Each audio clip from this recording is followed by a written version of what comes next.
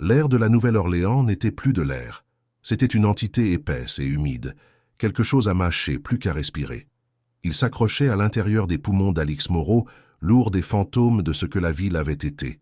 La douce décomposition des fleurs de magnolia, le parfum écœurant du bourbon renversé, et maintenant, l'odeur âcre et métallique de la ruine.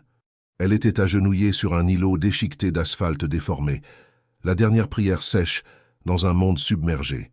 Sa respiration était un rythme frénétique et superficiel contre ses côtes, chaque inspiration une petite victoire contre l'humidité suffocante. Le rugissement apocalyptique de l'ouragan Léviathan était passé, laissant derrière lui une bande-son plus sinistre, le clapotis silencieux et affamé de l'eau saumâtre contre les maisons éclatées et les vies brisées. Il y a des heures, ou était-ce une éternité?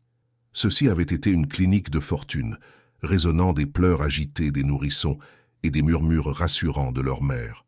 Maintenant, c'était un tombeau pour l'espoir. Le silence était un poids physique, écrasant, ponctué seulement par le grincement lugubre d'un panneau de signalisation se balançant sur sa dernière charnière. Ses mains, écorchées et couvertes d'une pâte granuleuse de boue et de quelque chose qu'elle refusait d'identifier, commencèrent à trembler. C'était un tremblement fin et incontrôlable, partant du bout de ses doigts et irradiant dans ses bras. Elle repoussa une mèche de cheveux humides et striés de boue de son visage. Le geste automatique, inutile. Elle pouvait encore le sentir, non pas un souvenir, mais une sensation viscérale, fantôme, la prise désespérée et minuscule de l'enfant qu'elle avait essayé de protéger. Le mur du fond avait implosé non pas avec un fracas, mais avec un grognement profond et guttural, cédant à un mur solide d'eau brune et tourbillonnante. Le cri de l'enfant avait été avalé par le déluge, un son qui jouait maintenant en boucle dans les recoins silencieux de son esprit. Ce souvenir n'était pas une pensée, c'était une douleur physique, un membre fantôme de chagrin qui partait de sa poitrine et rendait impossible de prendre une inspiration complète. Elle se sentait vidée, un récipient récuré par une tristesse si vaste qu'elle n'avait pas de nom. Son regard terne et flou dériva sur les décombres. Un berceau éclaté peint d'un jaune joyeux flottait grotesquement dans l'eau sombre, un berceau macabre bercé par le léger courant. Plus loin, un ours en peluche, sa fourrure de la couleur du pavé mouillé, était accroché à un poteau de clôture cassé. Un de ses yeux en bouton manquait, lui donnant un air de surprise vide et perpétuelle. Tout ce qui avait défini son existence ici avait disparu. Sa mallette médicale, un cadeau de ses parents pour son diplôme, reposait maintenant quelque part au fond de ce lac trouble.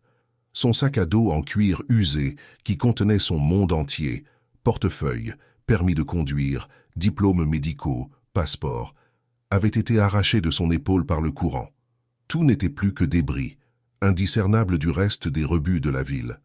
Tout ce qui la rattachait au monde, qui prouvait qu'elle était le docteur Alix Moreau, fille du redoutable sénateur Michel Moreau, une personne avec une histoire et un avenir, avait été emporté. À cet instant, agenouillée dans la crasse du 9e district, elle n'était personne. Un fantôme dans une ville noyée. Un nouveau genre de froid, bien plus pénétrant que l'eau de crue qui imbibait le denim de son jean, s'infiltra dans ses os. C'était une terreur visqueuse et huileuse qui partait du creux de son estomac. La voix de son père résonnait dans son esprit, non pas comme un souvenir réconfortant, mais comme une blessure fraîche et ouverte, les mots tranchant d'une justesse qu'elle trouvait maintenant insupportable. « C'est trop dangereux, Lix. Ce n'est pas une noble croisade, c'est une mission suicide. » Comme elle s'était hérissée à cela. Elle avait entendu la condescendance dans son ton. Le soupir las d'un homme puissant habitué à contrôler chaque variable, déconcerté par une fille qui refusait d'en être une. Elle avait fait ses valises avec un feu de défi dans le ventre, déterminée à prouver que son idéalisme n'était pas un héritage naïf de privilèges, mais une force à part entière. Maintenant, le goût amer et métallique de l'ironie lui recouvrait la langue, aussi immonde que l'eau autour d'elle. Il avait eu raison. La pensée n'offrait aucun réconfort, seulement un sentiment profond et écrasant de sa propre folie. Elle leva la tête, le cou raide, et balaya l'horizon du regard. Le ciel était une palette meurtrie et gonflée de gris et de violet profond, promettant plus de pluie. Il n'y avait pas de soleil, seulement une lumière diffuse et maladive qui rendait le paysage de ruines encore plus désolé. Le « thump-thump-thump » rythmique d'un hélicoptère lointain était le seul signe que le monde extérieur à ce purgatoire aquatique existait encore, un battement de cœur d'une vie dont elle ne se sentait plus faire partie.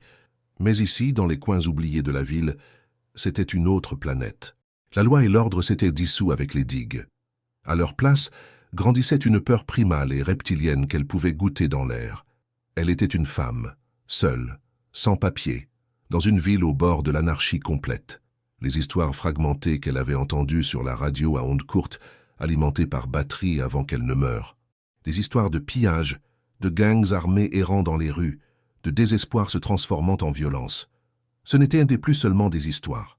C'était l'atmosphère suffocante qu'elle respirait. Avec un grognement, elle se mit debout. Ses muscles crièrent de protestation, chaque articulation un point de feu. Elle devait bouger, trouver un terrain plus élevé, trouver quelqu'un, n'importe qui en position d'autorité. Mais ses pieds, lourds de boue et d'épuisement, semblaient enracinés sur place. Le tremblement qui avait commencé dans ses mains s'empara maintenant de tout son corps, un séisme interne et violent. Ce n'était pas à cause du froid. C'était la prise de conscience crue, paralysante et intellectuelle de sa propre vulnérabilité, un concept qui, jusqu'à présent, avait été purement académique. Elle enlaça ses bras autour d'elle-même, ses mains agrippant ses propres biceps dans une tentative désespérée et futile de se maintenir. Pour la première fois de ses 24 années protégées et privilégiées, Alix Moreau était totalement, terrifiantement seule. Le silence qui suivit était lourd, profond, une présence vivante. Il n'était ponctué que par le goutte-à-goutte lent et méthodique de l'eau d'une gouttière en ruine, quelque part derrière elle. Chaque goutte atterrissait avec un léger ploc dans l'eau en contrebas, un son comme le tic-tac d'une horloge comptant à rebours, non pas jusqu'au sauvetage, mais jusqu'à quelque chose de bien pire. Qu'à chaque tic-tac, les ombres autour d'elle semblaient s'approfondir, s'allonger, se fondre en formes qui observaient, attendaient. Un son trancha le requiem aquatique, net et étranger. Le craquement distinct et autoritaire de bottes lourdes sur du gravier meuble. La tête d'Alix se releva d'un coup, son corps instantanément rigide. Son cœur, qui avait été un tambour sourd et épuisé, explosa en un rythme frénétique et martelant contre ses côtes. Un oiseau sauvage piégé dans une cage d'os. Chaque terminaison nerveuse hurlait un seul commandement primal, se cacher. Les ombres des bâtiments en ruine, source de terreur quelques instants auparavant, offraient maintenant la seule promesse de sanctuaire. Elle bougea sans pensée consciente, son corps se pliant dans l'obscurité derrière les restes déchiquetés d'un mur de briques. La texture rugueuse et humide des briques râpa sa joue alors qu'elle se pressait contre le mur, scrutant à travers une fissure étroite. Le monde devint une fente verticale de lumière grise et de formes en mouvement. Un homme marchait vers les ruines de sa clinique. Il ne se déplaçait pas comme les autres silhouettes qu'elle avait aperçues de loin, les formes furtives et voûtées des survivants ou la démarche prédatrice des pillards. Cet homme se déplaçait avec une détermination déconcertante et délibérée, sa posture une ligne verticale et abrupte d'ordre dans un monde brisé et horizontal. Il dégageait une aura d'autorité absolue qui semblait repousser le chaos autour de lui, créant une poche d'immobilité dans son sillage. Même à 50 mètres de distance, il était une intrusion d'une autre réalité. À mesure qu'il se rapprochait, les détails se précisaient, chacun approfondissant le sentiment de dissonance cognitive. Il portait un équipement tactique, mais il était noir mat, propre, et épousait sa silhouette puissante avec la précision d'un costume sur mesure. C'était un univers différent de la crasse et du désespoir qui s'accrochait à tout, y compris à sa propre peau. Ses cheveux sombres et épais étaient coupés courts, mais elle pouvait voir les tempes argentées distinguées, contrastant avec l'obscurité. Sa mâchoire était une ligne dure et intransigeante, empreinte d'une sombre résolution, alors que ses yeux, même d'ici, elle pouvait dire qu'ils étaient d'un gris froid et perçant, balayaient la dévastation. Il ne voyait pas la tragédie, il évaluait les dégâts, calculait la logistique du problème. Un frisson de reconnaissance, faible et fantomatique, parcourut sa colonne vertébrale. Il y avait quelque chose dans la dureté de sa bouche, dans le port inflexible de ses épaules, qui tirait sur un fil de mémoire enfoui profondément dans le passé, un souvenir d'une pelouse ensoleillée à Georgetown d'une autre vie. Il s'arrêta, son regard fixé sur l'endroit exact où se trouvait sa clinique. Il examina les décombres, son expression illisible, comme s'il étudiait une carte. Puis sa voix trancha l'air humide. « Docteur Moreau ». C'était un baryton grave, parfaitement modulé, calme et contrôlé. Pourtant, cela la frappa avec la force d'un coup physique. Son souffle se coupa, se coinçant douloureusement dans sa gorge. Cette voix. Ce n'était pas le son lui-même, mais le timbre, la cadence spécifique qui déverrouilla un coffre-fort dans sa mémoire. Une décennie de poussière s'envola. Elle était de nouveau une adolescente, se cachant en haut des escaliers, regardant son père rire avec son ami le plus ancien et le plus sérieux. L'homme qui ne souriait jamais, qui parlait d'un ton calme et mesuré, et dont la présence semblait aspirer toute la frivolité d'une pièce. Elle se redressa lentement, son corps se sentant déconnecté, se déplaçant comme dans un rêve. Elle sortit de derrière le mur, ses jambes instables, le sol semblant vaciller sous ses pieds. Alexandre? Le nom semblait étranger sur sa langue, un artefact d'une autre époque, déterré et étrange à la lumière de ce nouveau jour terrible. Alexandre Dubois s'arrêta net. Pendant un unique battement de cœur non gardé, le masque de commandement qu'il portait si aisément se brisa. Ses yeux, de la couleur d'une mer agitée par la tempête, s'écarquillèrent presque imperceptiblement. L'évaluation analytique disparut, remplacée par un choc brut et humain. Il ne regardait pas une victime anonyme sur une feuille de calcul. Il regardait un fantôme, la fille de Michel. La pensée traversa la forteresse disciplinée de son esprit, nette et profondément importune. Il se souvenait d'une adolescente dégingandée et fougueuse, avec des bagues et un esprit de contradiction qui pouvait exaspérer un saint. Il se souvenait d'elle le défiant sur un point politique lors d'un dîner, ses yeux brillants d'une conviction à la fois naïve et redoutable. Cette femme couverte de boue, le visage pâle et tiré par l'épuisement, les vêtements déchirés mais ses yeux portaient toujours ce même feu impossible et défiant. Ce n'était pas cette fille, c'était tout autre chose. Quelque chose qui fit naître un sentiment froid et inconnu dans ses entrailles, quelque chose de dangereux. Avec un effort visible, il réassembla le masque. Ses traits se durcirent, la brève lueur d'humanité s'éteignit, remplacée une fois de plus par le visage impassible de l'autorité fédérale. Il n'était pas un homme ici, il était un instrument de l'État. « Le sénateur Moreau m'a demandé de vous trouver », déclara-t-il. Son ton était sec, dénué de chaleur ou de reconnaissance. C'était un rapport de mission, pas une réunion entre de vieilles connaissances. « Mon père, il sait ?» Une vague chaotique d'émotions la submergea, un mélange vertigineux de soulagement profond, de ne plus être seul, une bouffée de honte face à sa propre impuissance et une étincelle de colère tenace d'être, une fois de plus, réduite à la fille de son père, un problème à résoudre pour ses amis puissants. « Il sait que la tempête a frappé », clarifia Alexandre, sa voix ne trahissant rien. Son regard parcourut rapidement son état. Un inventaire rapide et efficace, le jean déchiré, les mains écorchées et ensanglantées, le regard hanté et vidé dans ses yeux. Un muscle de sa mâchoire se contracta, seul signe extérieur de sa réaction interne. C'était précisément le scénario que Michel avait décrit lors de leur appel satellite frénétique et plein de parasites, le scénario qui avait propulsé Alexandre lui-même hors de la zone sécurisée et dans le chaos de la ville. Il ne connaît pas les détails. Il marqua une pause. « Je suis l'envoyé spécial du département d'État coordonnant les efforts d'évacuation. Je suis ici pour vous faire sortir. » Un rire amer et hystérique bouillonna dans la gorge d'Alix. Il sortit comme un son sec et rauque. « Me faire sortir? Avec quoi? Je n'ai rien. » Elle écarta les mains, lui montrant la boue et le sang séché. Pas de carte d'identité, pas de diplôme, pas de preuve de qui je suis. Je ne suis qu'un corps de plus ici, attendant d'être étiqueté. Je suis conscient de votre situation, dit-il, son ton sec, dédaigneux de sa panique grandissante. C'est là la complication. Son regard passa au-delà d'elle, balayant la zone environnante avec une vigilance exercée et prédatrice. Ses yeux ne manquaient rien. Le graffiti frais et obscène sur un mur voisin, la lueur lointaine et menaçante d'un incendie contre le ciel assombri, l'immobilité troublante et vigilante des maisons en ruine.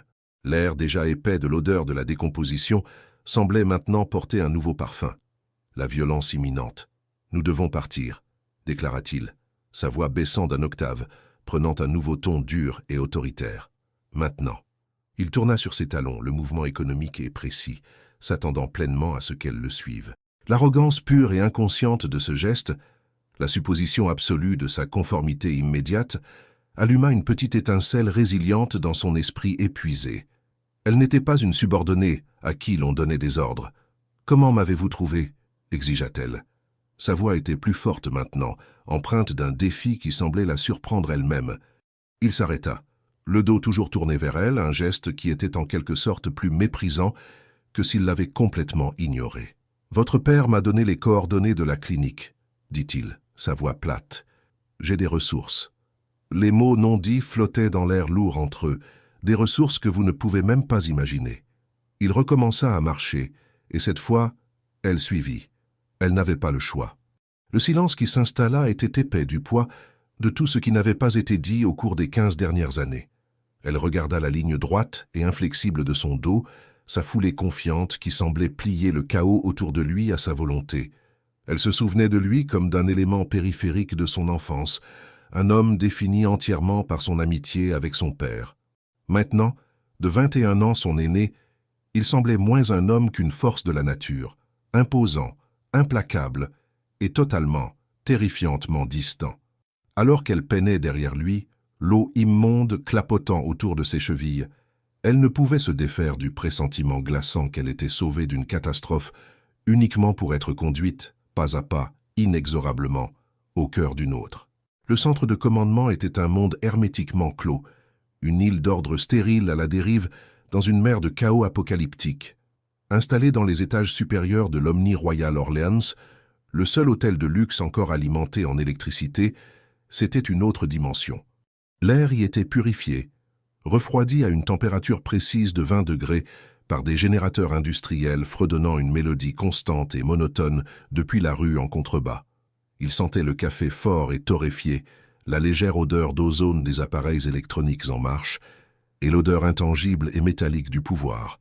Des hommes et des femmes en uniformes sombres et impeccables et en costumes sur mesure se déplaçaient avec une efficacité silencieuse, presque révérencieuse, leur voix un murmure bas et urgent de logistique, de rapports de situation et de stratégie de déploiement contre le crépitement incessant et rythmique des radios cryptées.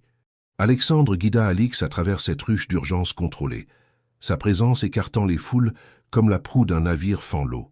Les gens s'écartaient, leur regard un mélange de déférence et de curiosité en observant son état débraillé. Elle se sentait comme un spécimen sous un microscope, un morceau du chaos extérieur ramené à l'intérieur pour être analysé. Son jean boueux et son sweatshirt emprunté et trop grand étaient une tache discordante sur le fond immaculé de marbre poli et de bois sombre. Elle enlaça ses bras autour de sa taille, un geste défensif, sentant la chaleur de 100 yeux invisibles sur son dos. Il ne parla pas jusqu'à ce qu'ils atteignent une lourde porte en chêne au bout d'un couloir, gardée par 2 marines au visage sévère qui se mirent au garde-à-vous à son approche.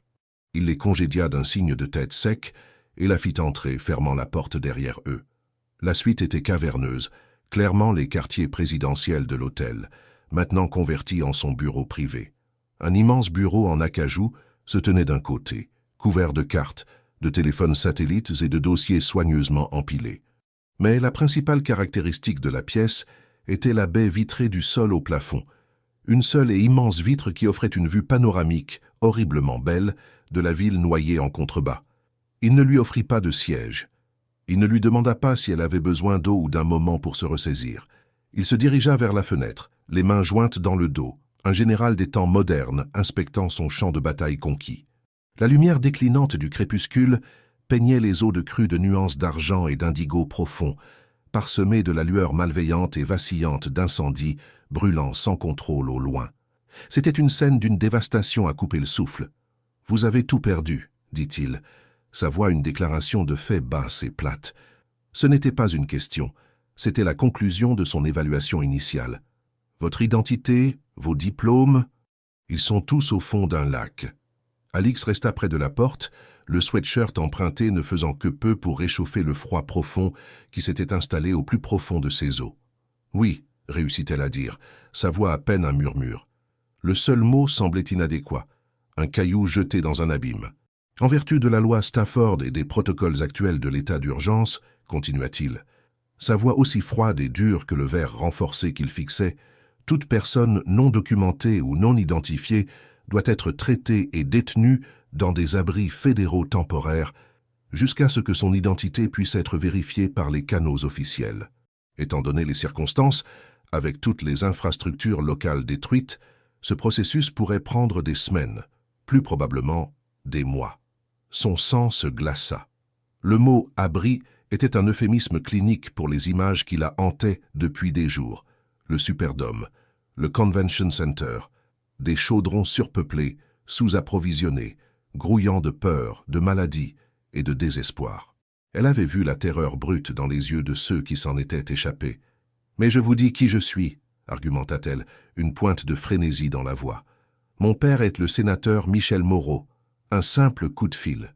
Votre père est un homme puissant à Washington, » l'interrompit-il, se tournant enfin pour lui faire face. Le regard dans ses yeux était dépourvu de pitié, la concentration détachée d'un chirurgien. Ici, dans cette zone sinistrée déclarée, il est une voix sur un téléphone satellite. Je suis l'autorité fédérale désignée sur le terrain. Et sur le terrain, sans preuve physique, votre parole ne signifie absolument rien. Pour les soldats en bas, vous êtes un risque pour la sécurité. Une pilleuse potentielle. Une variable inconnue dans une équation déjà volatile. La brutalité clinique de ses paroles lui coupa le souffle. Ce n'était pas de la cruauté. C'était quelque chose de bien pire, un fait impersonnel et irréfutable. Elle se sentit rapetissée sous le poids de sa logique, la médecin féroce et compétente qu'elle avait été quelques jours auparavant s'estompant, ne laissant à sa place qu'une fille effrayée et perdue. « Alors, que m'arrive-t-il » murmura-t-elle, haïssant le tremblement traître dans sa voix, haïssant sa propre impuissance. Le regard d'Alexandre était intense, inébranlable, la maintenant épinglée comme un spécimen. « Il y a un moyen, dit-il, sa voix baissant d'un octave, l'attirant. Un seul moyen de vous sortir de cette ville, immédiatement, sur un transport militaire sécurisé ce soir, avec une immunité diplomatique complète à tous les protocoles. » Une petite lueur d'espoir désespéré s'alluma dans la froide obscurité de sa poitrine. Cet espoir semblait dangereux, mais elle ne put s'empêcher de s'y accrocher. Comment? Il laissa le silence s'étirer, une pause délibérée et calculée qui la força à suspendre à ses lèvres. Un nœud de tension se resserra dans sa mâchoire, seul signe de la gravité de ce qu'il s'apprêtait à proposer. Les statuts d'évacuation d'urgence sont rigides, mais ils ont une exception spécifique, commença-t-il, sa voix un monotone bas et précis. Les protocoles peuvent être contournés pour l'extraction immédiate des membres de la famille directe des officiers fédéraux de haut rang sur place. Un conjoint, par exemple. Le mot resta suspendu dans l'air entre eux, obscène et étranger. Conjoint. Alix le fixa, son esprit refusant de faire le lien, certaine d'avoir mal entendu à travers le bourdonnement dans ses oreilles. La pièce commença à sembler inclinée, le sol instable. « Un conjoint ?» répéta-t-elle, sa voix un écho faible et incrédule. « Qu'est-ce que vous suggérez ?»« Je ne suggère pas, docteur Moreau, » corrigea-t-il, son ton s'aiguisant, la ramenant à la réalité avec sa clarté glaciale. « Je vous présente votre seule option viable pour survivre. » Il ne cligna pas des yeux, il n'adoucit pas son regard. « Nous déposons une demande de licence de mariage d'urgence, autorisée en vertu de la loi martiale fédérale. C'est un document légal, un contrat. Il vous accorde mon nom, et avec mon nom vient ma protection. Il vous met dans un avion pour la base aérienne d'Andrews ce soir. Une fois que vous serez en sécurité, nous le ferons annuler. Ce sera une note de bas de page dans un dossier, comme si cela n'était jamais arrivé. » La pièce se mit à tourner pour de bon maintenant. L'épouser. Épouser Alexandre Dubois, le meilleur ami de son père, l'homme froid, distant, monolithique de son enfance. C'était absurde, insensé. Une violation d'une loi fondamentale de l'univers. Une bouffée de chaleur et d'humiliation lui monta au cou, lui brûlant la peau. Ce n'était pas un sauvetage, c'était une transaction, et elle en était la marchandise. « Est-ce que mon père est au courant de cette option ?» demanda-t-elle, le mot ayant un goût de cendre dans sa bouche. « J'informerai le sénateur après que les papiers auront été déposés, » dit-il, son ton ne laissant aucune place à l'argumentation ou au débat. « Il comprendra la nécessité. Il connaît les vrais risques pour une femme dans votre position ici. Et, ajouta-t-il, ses yeux se fixant dans les siens, il me connaît. Ça, il me connaît. C'était ça, n'est-ce pas? Le fondement de tout, le socle de confiance construit entre deux hommes au fil de décennies d'histoire partagée, une confiance qu'Alexandre utilisait maintenant de la manière la plus impensable. Elle le regarda vraiment, et vit non pas un sauveteur, mais un grand maître de la stratégie, déplaçant des pièces sur un échiquier qu'elle ne pouvait même pas voir. Elle était une pièce. Un problème à résoudre avec une manœuvre froide, impitoyable et entièrement logique. « Vous devez décider maintenant », pressa-t-il, sa voix basse et urgente, jetant un coup d'œil à la montre tactique à son poignet. La fenêtre pour le prochain transport est de 90 minutes. Un juge militaire est en attente. Elle se tourna et regarda par la fenêtre. Le paysage gris, désolé et terrifiant en contrebas. Elle pensa aux abris, à la puanteur de la peur et de la maladie, au regard lubrique des hommes désespérés. Elle pensa aux histoires qui se terminaient par des cris dans le noir. Puis elle se tourna vers l'homme en face d'elle. Il lui offrait une cage, mais une cage dorée. Il lui offrait un mensonge, mais un mensonge qui lui sauverait la vie. Sa propre survie ressemblait à une trahison de son identité, de son être même. Mais l'alternative était impensable. Sa gorge était douloureusement sèche. Elle déglutit, le son fort et rauque dans la pièce silencieuse. Sa propre voix, quand elle sortit, semblait appartenir à quelqu'un d'autre, une étrangère venue de loin. « J'accepte. » Une lueur de quelque chose. Était-ce du soulagement ou du regret? Traversa le gris orageux de ses yeux, une expression si fugace qu'elle crut l'avoir imaginée.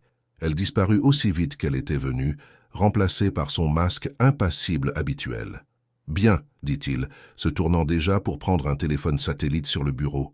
Sa concentration s'était déjà déplacée vers la prochaine étape logistique. « Je ferai monter le juge. » Il ne la regarda plus. Il passait déjà à autre chose. À cet instant, le docteur Alix Moreau cessa d'exister. À sa place, une signature sur un bout de papier du gouvernement était sur le point de naître, Alix Dubois. Et cela ressemblait moins à un sauvetage qu'à une condamnation à perpétuité. Il n'y eut pas de robe blanche, pas de murmures feutrés d'anticipation de la part de la famille rassemblée, pas de musique émouvante montant en crescendo.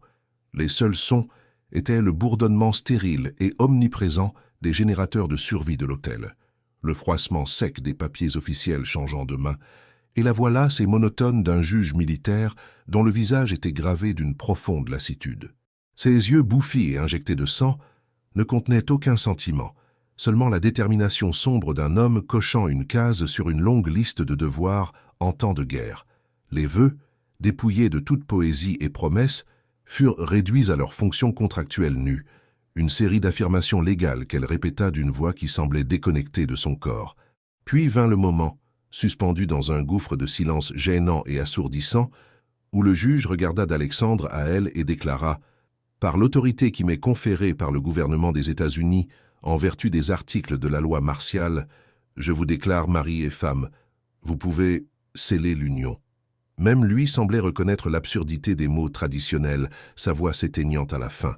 Le souffle d'Alix se coupa dans sa gorge. Ses yeux se posèrent sur ceux d'Alexandre. Pendant une seule atroce seconde, il resta parfaitement immobile. Elle vit une lueur de quelque chose dans son regard.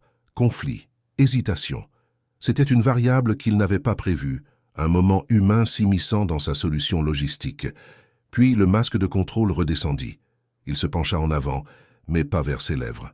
Il pressa sa bouche sur son front, un contact si bref, si frais et si totalement dénué d'émotion qu'il aurait pu être le frôlement d'une ombre passagère.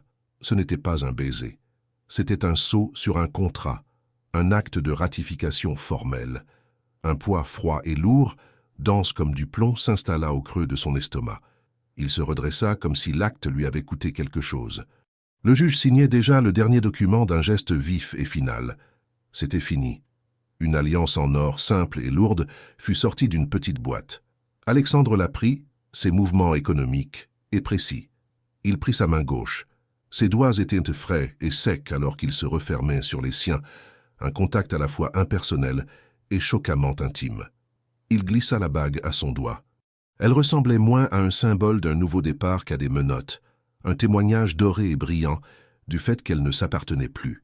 Elle était maintenant, aux yeux de la loi et du gouvernement des États-Unis, Madame Alexandre Dubois. Il la conduisit hors de la suite bureautique sans un mot. Les deux gardes des Marines postés devant la porte la regardaient maintenant différemment. La curiosité avait disparu, remplacée par une déférence respectueuse et professionnelle. Elle n'était plus un débris humain rejeté par la tempête, elle était la femme du commandant. Le titre ressemblait à un costume, mal ajusté et absurde. Le silence entre eux, alors qu'ils marchaient dans le couloir au tapis moelleux, était une entité vivante. Il s'étirait et se tendait, épais de non-dits, de l'impensable. Ses propres pas étaient insonores, absorbés par l'épaisse moquette, la faisant se sentir encore plus comme un fantôme dans ce monde étrange et doré. Il s'arrêta devant une porte en bois sombre et lourd, adjacente à son bureau, et la poussa, la tenant pour qu'elle passe. « Ce sera votre chambre. » Elle entra, ses sens immédiatement assaillis par le luxe pur et sans complexe. La suite était énorme. Une symphonie de couleurs masculines et sourdes, gris anthracite, bleu marine profond, avec des accents de chrome poli et de bois sombre. C'était impeccablement propre, une oasis d'ordre serein dans un monde devenu fou. Mais ses yeux larges et scrutateurs contournèrent les meubles coûteux et l'art abstrait sur les murs, attirés magnétiquement par le seul lit king-size qui dominait le centre de la pièce. Sa couette blanche et impeccable était retournée de manière accueillante, un vaste paysage enneigé de lin amidonné. Un seul lit, une nouvelle vague de panique, chaude et aiguë, la submergea. Sa gorge s'assécha. « Notre chambre », corrigea-t-elle, les mots sortant comme un faible murmure étranglé. Elle ne pouvait se résoudre à le regarder, gardant son regard fixé sur le lit incroyablement grand. Il resta dans l'embrasure de la porte, une sentinelle gardant la frontière entre leurs réalités séparées. Sa posture était rigide, ses mains jointes dans le dos dans une posture militaire formelle. « Les apparences doivent être maintenues », déclara-t-il, sa voix un monotone bas et formel qui semblait résonner dans l'espace caverneux. Le personnel de l'hôtel, mon service de sécurité, les autres officiers fédéraux, ils doivent tous croire que c'est un mariage légitime, bien que soudain. Votre sécurité et l'intégrité de cette opération en dépendent. Il rencontra enfin ses yeux, et les siens étaient aussi froids et distants qu'un ciel d'hiver. « Je prendrai le canapé. » Alix laissa échapper un souffle qu'elle n'avait pas réalisé qu'elle retenait. Le relâchement de la tension était si profond qu'elle se sentit prise de vertige. Mais le sentiment qui le remplaça n'était pas du soulagement, pas exactement. C'était une douleur sourde et creuse de quelque chose qu'elle ne pouvait nommer, une étrange et importune pointe de déception. Elle repoussa immédiatement cette pensée, horrifiée par sa propre réaction. Elle fit un signe de tête sec et saccadé, son regard tombant sur le canapé en cuir moelleux près de la fenêtre.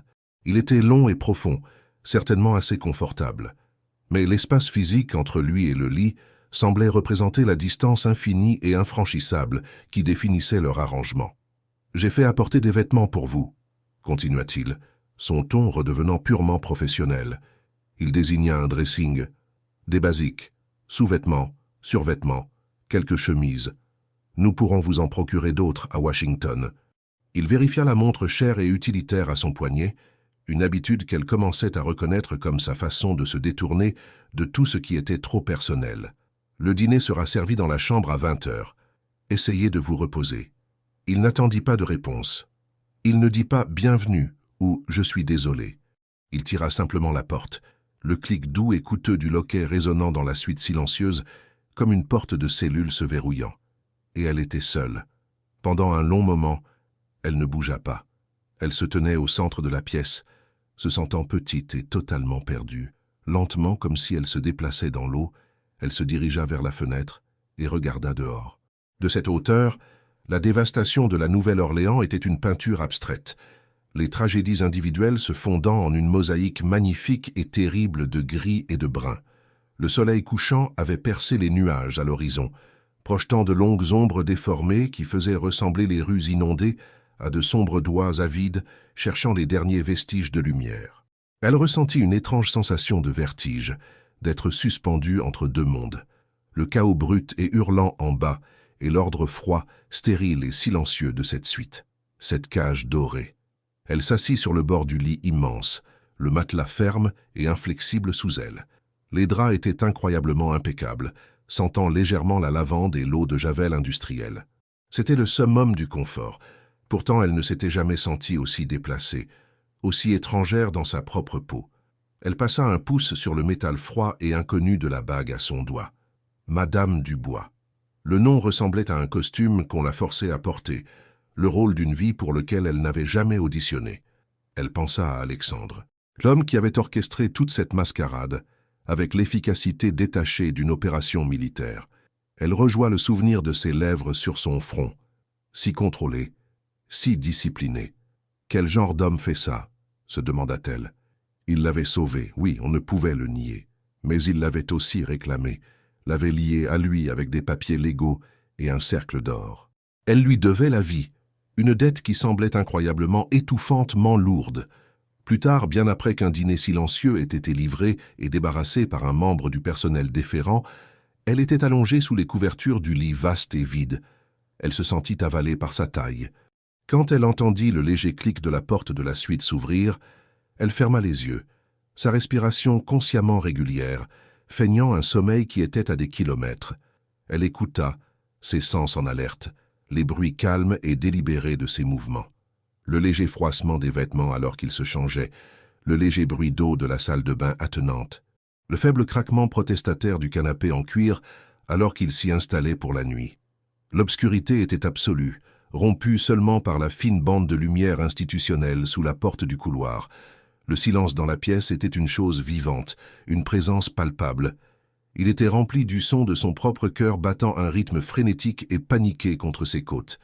De l'autre côté de la pièce, elle pouvait entendre la cadence lente et régulière de sa respiration. C'était le son le plus intime, et pourtant le plus étranger qu'elle ait jamais entendu. Chaque souffle qu'il prenait était un rappel indéniable de sa présence, un rappel qu'elle n'était pas seule, mais aussi un rappel brutal et douloureux du gouffre qui les séparait. Allongée là dans le noir, elle ressentit un nouveau genre de peur, une peur qui n'avait rien à voir avec les inondations ou les pillards. C'était la peur de l'homme inconnu de l'autre côté de la pièce et du territoire terrifiant et inexploré de la vie dans laquelle elle venait d'être forcée. La routine dans laquelle ils tombèrent était un chef-d'œuvre de distance méticuleusement conçu, un ballet silencieux et complexe d'évitement. Les matins étaient définis par son absence. Alix se réveillait dans le silence oppressant de la suite, l'empreinte sur les coussins du canapé étant la seule preuve qu'il y avait passé la nuit. Une seule tasse isotherme de café noir était laissée sur le comptoir en granit poli de la kitchenette, un geste qui ressemblait moins à une gentillesse qu'à l'accomplissement d'une obligation contractuelle. Il fournissait la subsistance à son actif. Les soirées étaient un exercice de solitude partagée. Ils occupaient le même vaste espace de vie, mais dans des univers entièrement séparés. Lui, assis à la grande table à manger qui lui servait de bureau secondaire, était absorbé par une montagne de rapports de renseignements et de cartes satellites, son visage illuminé par la lueur froide et bleue d'un écran d'ordinateur portable.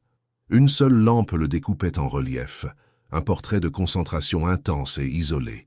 Elle se blottissait dans le coin d'un fauteuil de l'autre côté de la pièce, un roman épais ouvert sur ses genoux, ses yeux balayant le même paragraphe encore et encore, les mots ne parvenant pas à pénétrer le brouillard de son anxiété. Le silence était leur compagnon constant, une troisième personne dans leur mariage étrange et creux, sa présence devenant plus lourde et plus chargée à chaque jour qui passait. Le changement, quand il arriva, ne fut pas progressif. Ce fut une déchirure violente du tissu de leur réalité soigneusement construite. Cela commença non pas par une explosion, mais par un scintillement. Les lumières encastrées dans le plafond vacillèrent, bourdonnèrent avec un son électrique et furieux, et s'éteignirent. Le faible bourdonnement constant de la climatisation, le souffle même de leur cage dorée, s'étouffa et cessa. Ils furent plongés dans une obscurité absolue et désorientante. Le seul son dans le silence soudain et profond était le martèlement frénétique et paniqué du propre cœur d'Alix. Puis, les sirènes commencèrent. Non pas les gémissements lointains et lugubres de la ville, un son qui était devenu la musique de fond de sa vie, mais une série de détonations courtes, urgentes et assourdissantes provenant de l'intérieur de l'hôtel lui-même. Un confinement, une brèche interne. Lix, la voix d'Alexandre déchira l'obscurité. Elle était dépouillée de ses couches habituelles de contrôle et de commandement. Elle était nette, brute et choquantement proche. « Je suis là », réussit-elle à dire, sa propre voix un murmure faible et pathétique qu'elle reconnut à peine. Elle était près de la fenêtre, où elle fixait sans voir les braises sporadiques et brûlantes de la ville. Sa main était pressée contre la vitre froide, ses jointures blanches. Un faisceau d'une puissante lampe de poche tactique trancha la pièce, une lance blanche et brillante qui trouva son visage et la fit tressaillir, l'aveuglant momentanément. Il traversa la pièce en un instant, se déplaçant avec une grâce silencieuse et prédatrice qui était surprenante. Même dans la lumière dansante et chaotique, elle pouvait voir la tension enroulée dans ses épaules, la vivacité sauvage qui avait remplacé son stoïcisme habituel. Ses yeux étaient grands ouverts, les pupilles dilatées, scrutant l'obscurité à la recherche de menaces. « Éloignez-vous des fenêtres », ordonna-t-il, sa voix un grognement bas et urgent. Comme par hasard, un son provenant de la rue en contrebas ponctua son ordre. Le fracas cristallin et distinct du verre renforcé du hall de l'hôtel, suivi d'un chœur de cris de colère et de triomphe. Le chaos avait franchi le périmètre. Un autre son, un bruit sourd et concussif, plus proche cette fois, secoua tout le bâtiment. Le sol trembla sous ses pieds, une vibration profonde et écœurante qui sembla remonter le long de sa colonne vertébrale. Elle ne réfléchit pas. Elle ne choisit pas. Son corps agit sur un instinct primal qui contourna toute pensée rationnelle. Un seul sanglot désespéré, un son de pure terreur animale, s'échappa de ses lèvres alors qu'elle se lança à travers la pièce sombre, un missile visant le seul point de sécurité dans son monde en désintégration. Elle lui fonça droit dessus. Ses bras l'entourèrent instantanément, un réflexe né d'un pur instinct protecteur, et non d'une pensée consciente. Il absorba l'impact de son corps, sa propre forme, un mur inflexible. Une grande main s'emmêla dans ses cheveux, pressant instinctivement son visage dans le creux sécurisant de son cou et de son épaule.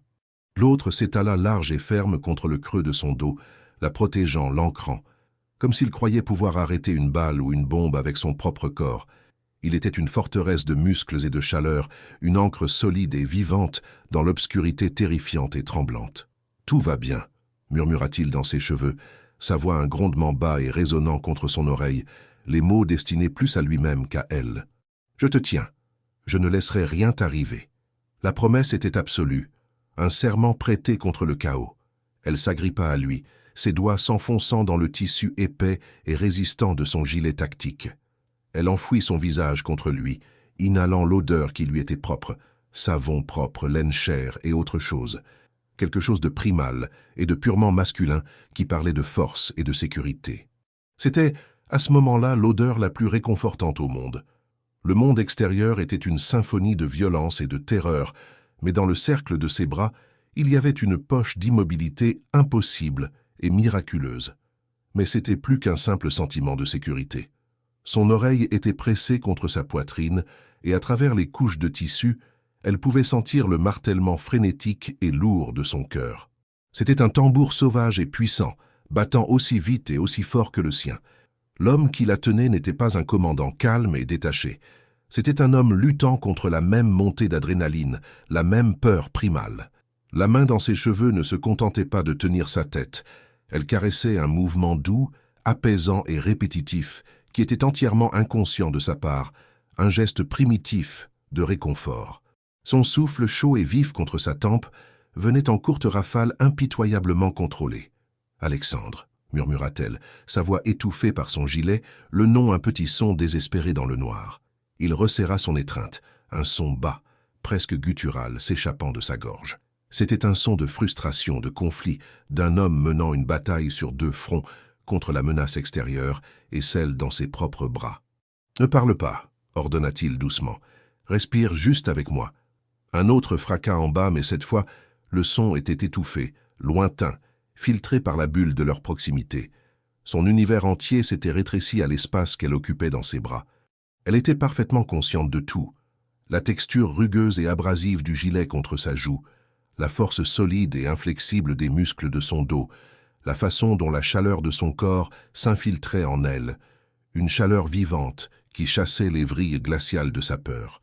C'était la première fois qu'ils se touchaient vraiment, non pas comme une formalité ou une nécessité, mais comme deux personnes se cherchant dans le noir. Le contact était électrique, un courant silencieux de conscience qui n'avait rien à voir avec l'urgence et tout à voir avec l'homme qui la tenait et la femme qui s'accrochait à lui. Lorsque les cris immédiats d'en bas s'estompèrent en un silence tendu et attentiste, il desserra son étreinte, mais il ne la lâcha pas complètement. Ses mains se déplacèrent sur le haut de ses bras, la maintenant stable.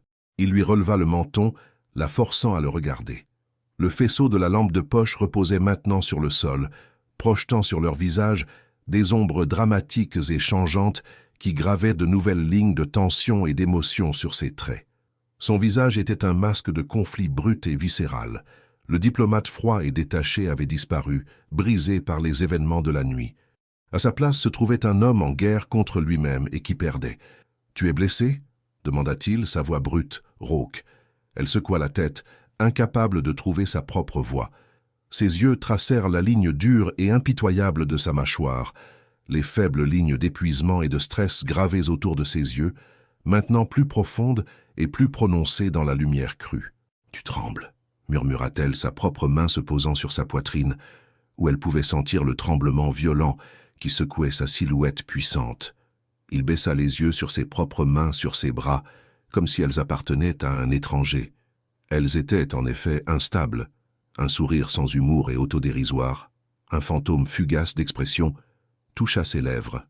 Quand ses yeux rencontrèrent à nouveau les siens, ils étaient dépouillés de toute prétention, de tout artifice. C'étaient les yeux d'un homme poussé au-delà de ses limites. Quand le courant a été coupé, avoua-t-il, les mots semblant arrachés d'un endroit profond en lui, un endroit qu'il gardait enfermé, la seule chose à laquelle j'ai pu penser, c'était toi, où tu étais, si tu étais en sécurité.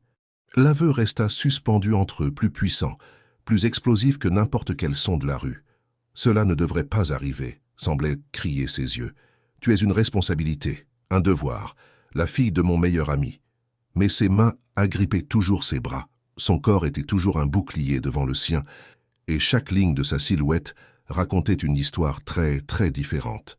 Et Alix, tenue captive par son regard, sut avec une certitude terrifiante et exaltante que les murs impénétrables qu'il avait si soigneusement construits autour de son cœur venèrent de commencer à s'effriter en poussière. L'après-midi suivant, Alexandre revint avec l'apparence d'un homme qui avait lutté avec les démons de la ville et avait à peine gagné. La façade d'invincibilité soigneusement construite qu'il portait comme une seconde peau avait disparu, arrachée par ce qu'il avait affronté dans les rues ravagées en contrebas. Alix entendit d'abord l'agitation dans le couloir privé, des voix basses et urgentes, le frottement lourd des bottes contre le tapis moelleux. Un nœud de terreur froide se serra dans son estomac. Elle ouvrit la porte de leur suite juste au moment où deux de ses gardes de sécurité, leurs propres visages sombres et éclaboussés de poussière, l'aidaient à entrer. Son visage, habituellement un masque de calme contrôlé, était une toile pâle et crue de douleur sous une couche de crasse. Une ligne profonde était gravée entre ses sourcils et sa mâchoire était serrée en une ligne rigide et inflexible d'agonie. La manche de sa chemise tactique, faite d'un matériau qu'elle savait conçu pour résister aux déchirures, était déchiquetée de l'épaule jusqu'en bas, et une tache sombre, laide et alarmantement grande s'étendait depuis le haut de son bras. Du sang frais. Que s'est-il passé? La question quitta ses lèvres avant même qu'elle ne soit consciente de la formuler. Sa voix était nette, clinique, abandonnant instantanément le personnage de la femme effrayée de la nuit précédente pour assumer l'autorité d'un médecin. « Ce n'est rien », lâcha Alexandre, les mots secs et durs. Il essaya de se défaire des mains stabilisatrices des gardes, un éclair de sa vieille fierté luttant contre la douleur qui irradiait clairement à travers lui. Juste une égratignure. « Je vais bien. » Les yeux d'Alix se plissèrent, son regard médical le balayant dans une évaluation rapide et exercée. Elle vit la brillance anormale de la sueur sur son front, le léger tremblement dans ses mains, la façon dont il tenait tout son corps anormalement immobile, comme si tout mouvement déclencherait une nouvelle vague de tourments. « Un égratignure ne saigne pas à travers le Kevlar », rétorqua-t-elle, sa voix ne laissant aucune place à la discussion. Elle s'avança, sa petite silhouette soudainement imprégnée d'une autorité inébranlable qui fit hésiter les deux grands gardes et les poussa à la regarder pour obtenir des instructions. « Mettez-le sur le canapé, maintenant. » Pendant une fraction de seconde, il sembla qu'il allait la défier. Le commandant en lui, l'homme habitué à donner des ordres, pas à en prendre, se hérissa à son ton. Ses yeux gris orageux brillèrent d'une étincelle de rébellion. Mais ensuite, il rencontra son regard, et la compétence absolue et inébranlable qu'il y vit dut résonner avec une partie de lui. Il céda d'un signe de tête à peine perceptible et permit au garde de le guider jusqu'au long canapé en cuir. Il s'y laissa tomber avec un grognement bas et guttural qu'il ne put tout à fait réprimer. Elle congédia les gardes d'un signe de tête sec, et la porte se referma derrière eux, les laissant seuls dans le silence soudainement chargé. « Laissez-moi voir », ordonna-t-elle en s'agenouillant sur le sol à côté de lui. L'odeur de son sang, cuivré et âcre, emplit l'air, se mêlant à l'odeur de la poussière et de la sueur. Ses doigts, à sa propre surprise, étaient parfaitement stables, alors qu'elle prenait une paire de ciseaux de la trousse de premiers soins avancée qu'elle avait insisté pour avoir dans la suite et commença à couper le tissu ruiné de sa chemise. « Un morceau de fer à béton », expliqua-t-il, sa voix tendue, chaque mot une lutte contre la douleur. Un mur s'est effondré lors d'une opération de déblaiement près du Garden District. L'infirmier de terrain l'a nettoyé.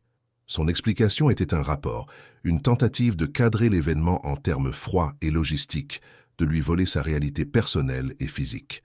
Elle ignora sa version aseptisée des événements, toute son attention se portant sur la blessure elle-même. Alors que le tissu sombre et imbibé de sang tombait, elle inspira brusquement, involontairement. Ce n'était pas une simple égratignure. C'était une lacération profonde et déchiquetée, une déchirure brutale de la chair et du muscle qui courait juste en dessous de son épaule jusqu'à son biceps. Elle avait été grossièrement suturée sur le terrain avec des points de suture noirs et épais, un travail de réparation hâtif qui montrait déjà les signes rouges et coléreux d'inflammation sur les bords. Une ecchymose sombre commençait à apparaître sous la peau. « Ce n'est pas une égratignure, Alexandre, » dit-elle, sa voix basse et empreinte d'une fureur froide dirigée contre sa propre nonchalance. « Cela doit être correctement débridé et resuturé, sinon vous risquez une infection grave et des lésions nerveuses. Vous pourriez perdre l'usage complet de ce bras. » Elle se leva d'un seul mouvement fluide et se dirigea vers la trousse. Ses mouvements étaient économiques et efficaces, son esprit travaillant déjà sur les étapes nécessaires. Elle disposa une solution antiseptique, de la gaze stérile, un kit de suture avec des aiguilles fines de qualité chirurgicale et un anesthésique topique puissant. Pendant qu'elle travaillait, il la regardait, une expression étrange et indéchiffrable sur son visage. La dynamique de pouvoir entre eux n'avait pas seulement changé, elle s'était complètement inversée. Ici, en ce moment de crise physique, c'était elle qui commandait, celle qui avait la connaissance et la compétence. C'était lui qui était vulnérable, brisé et totalement dépendant d'elle. Quand elle revint et s'agenouilla de nouveau devant lui, son contact était clinique, mais incroyablement doux, alors qu'elle commençait à nettoyer la blessure. Son corps entier se raidit, un sifflement de douleur aiguë s'échappant de ses dents serrées. « Désolée, » murmura-t-elle, son regard fixé sur son travail. « Je sais que ça fait mal. »« Ce n'est pas la douleur, » dit-il, sa voix un râle bas et graveleux qui était presque un murmure. Ses mains s'immobilisèrent. Elle leva les yeux de la blessure, son visage à quelques centimètres du sien. Ses yeux, habituellement si gardés et distants, étaient sombres, intenses, et fixés sur elle avec une concentration troublante et vulnérable. « Alors, qu'est-ce que c'est » demanda-t-elle, sa propre voix baissant pour correspondre à la sienne. « C'est toi, souffla-t-il, les mots à peine audibles, semblant lui coûter beaucoup à admettre. La façon dont tu me touches. » Une secousse nette et électrique la traversa, du point de contact sur son bras jusqu'à son cœur. Elle pouvait sentir la chaleur rayonnante de sa peau, une chaleur fiévreuse qui n'avait rien à voir avec l'infection.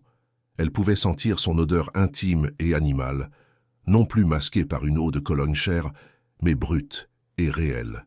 Ses doigts, si stables il y a un instant, tremblèrent presque imperceptiblement contre son bras.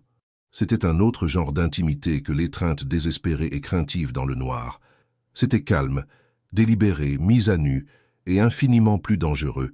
« J'ai fait ça des centaines de fois, » dit-elle, se forçant à se concentrer sur l'enfilage de la fine aiguille de suture, la tâche familière une encre fragile dans une mer soudainement tumultueuse. Sa voix était plus douce qu'elle ne l'avait prévu, perdant son tranchant clinique. « C'est ce que je fais. »« Je sais, » dit-il, son regard ne quittant jamais son visage, suivant chacun de ses moindres mouvements. « Et c'est l'une des choses les plus incroyables chez toi. » Elle s'arrêta, l'aiguille planant au-dessus de sa peau déchirée.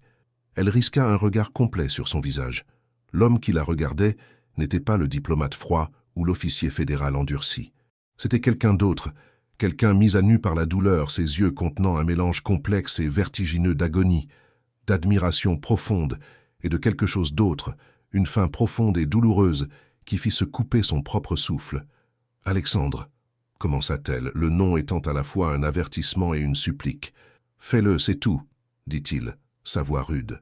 Ses yeux se fermèrent enfin, comme si la vue d'elle, si proche, si compétente, était une douleur plus profonde que celle de son bras. « S'il te plaît. » Elle baissa la tête, un rideau de ses cheveux tombant en avant, et fit le premier point de suture précis et net. Le monde se rétrécit à la tâche à accomplir.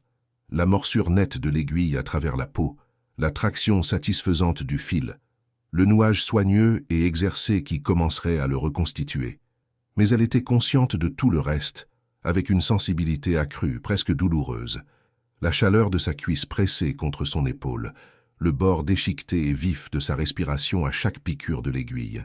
La façon dont sa main libre s'était crispée en un point, aux jointures blanches sur son genou, un témoignage de son endurance silencieuse. Elle suturait son corps, mais elle avait l'impression de coudre quelque chose entre eux aussi, quelque chose de fragile, de terrifiant et de totalement nouveau. Quand elle eut fini et commença à panser la blessure avec de la gaze propre, ses doigts effleurèrent la peau non blessée et brûlante de son épaule. Il tressaillit non pas de douleur cette fois, mais du simple contact non médiatisé. Il ouvrit les yeux. Ils étaient sombres d'un trouble qui reflétait parfaitement le sien. « Quand le mur est tombé, » dit-il, sa voix rude d'une confession qu'il semblait incapable de retenir, « et que j'ai vu le sang, ma première pensée a été pour toi. » Ses mains s'immobilisèrent sur le pansement. « Pour moi ? Comment tu t'inquiéterais ?» admit-il, son regard tombant au sol comme honteux de l'aveu. « Et Dieu m'aide !»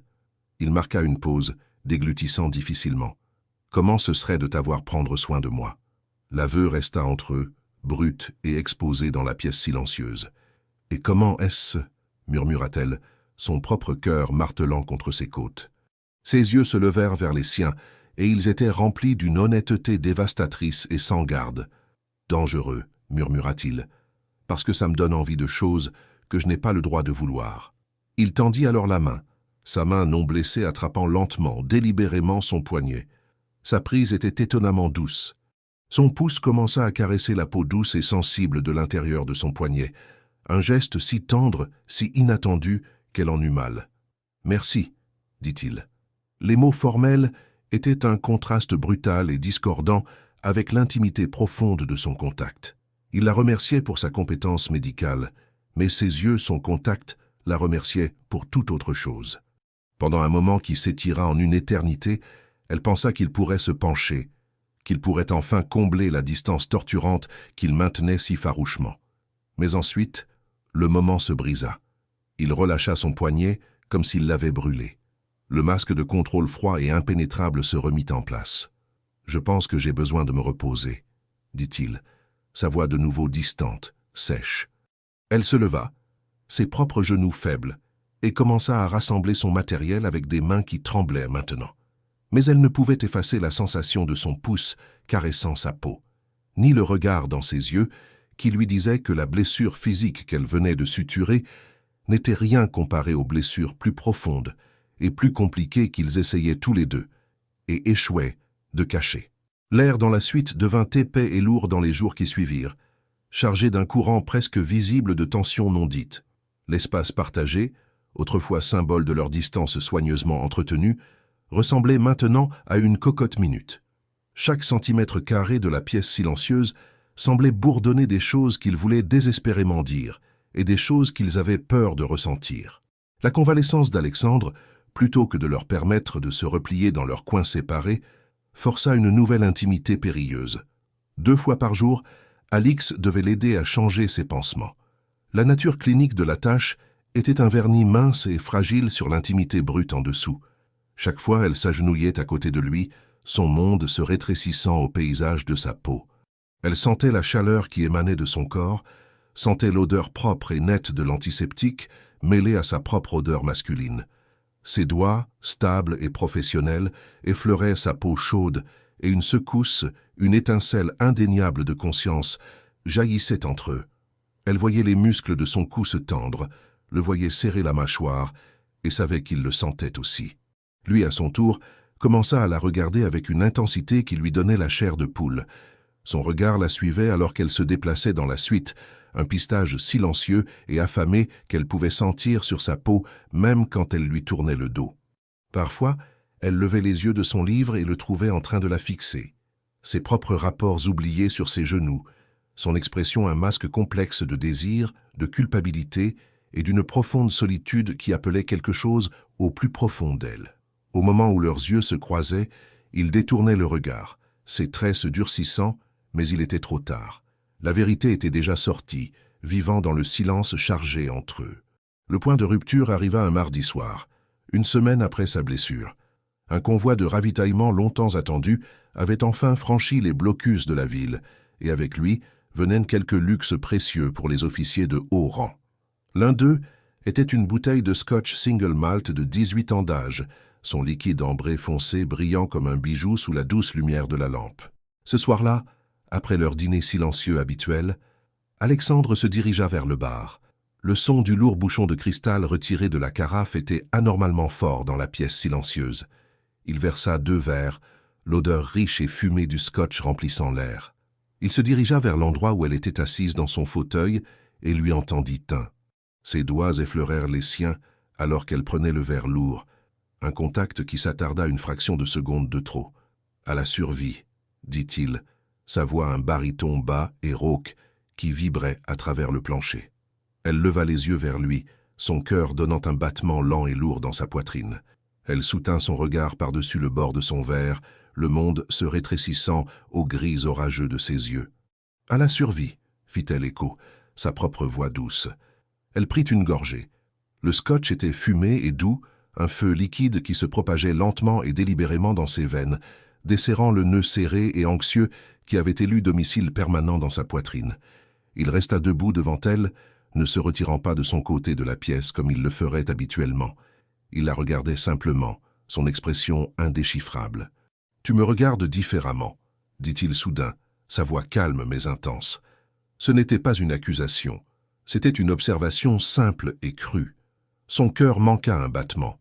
Elle garda les yeux sur le liquide tourbillonnant dans son verre, craignant ce qu'il pourrait voir dans les siens. « Que veux-tu dire ?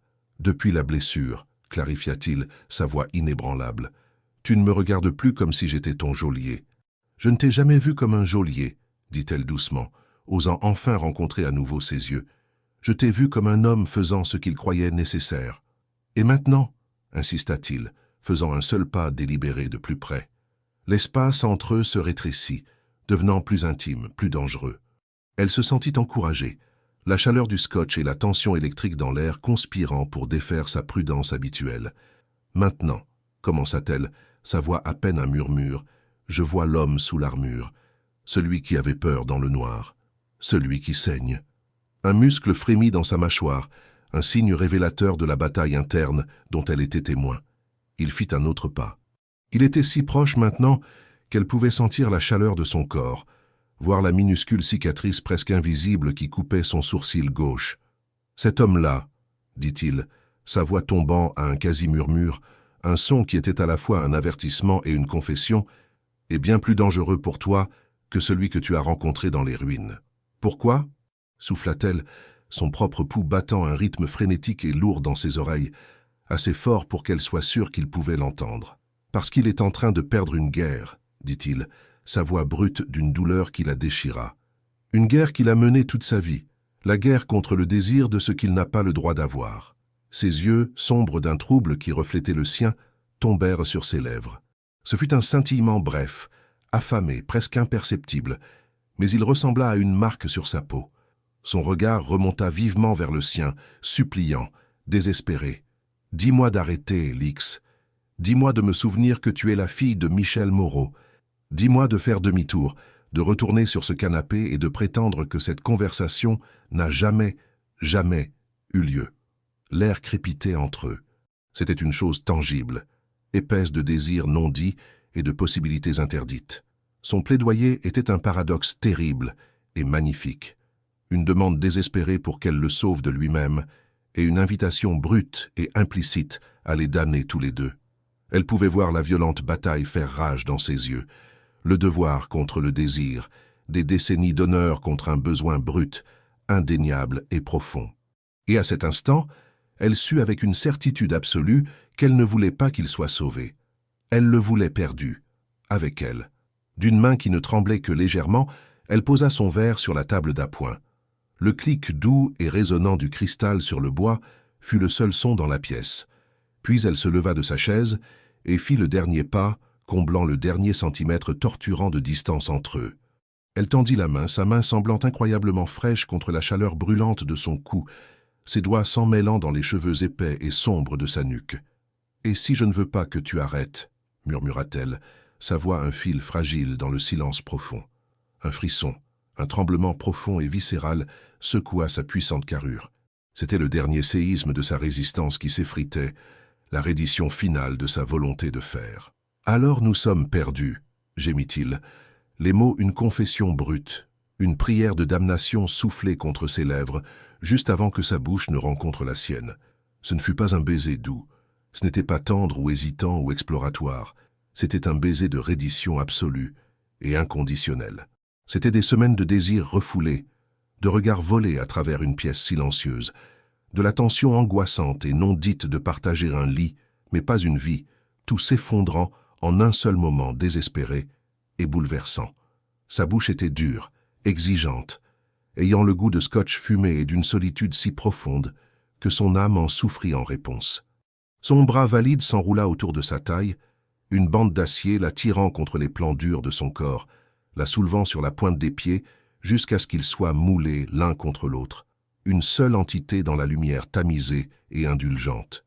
Elle répondit avec un feu qui égalait le sien, ses mains agrippant le tissu de sa chemise, ses épaules, le tirant plus près, plus profondément. Il ne s'agissait pas de gratitude ou de nécessité, ou d'un contrat signé sous la contrainte.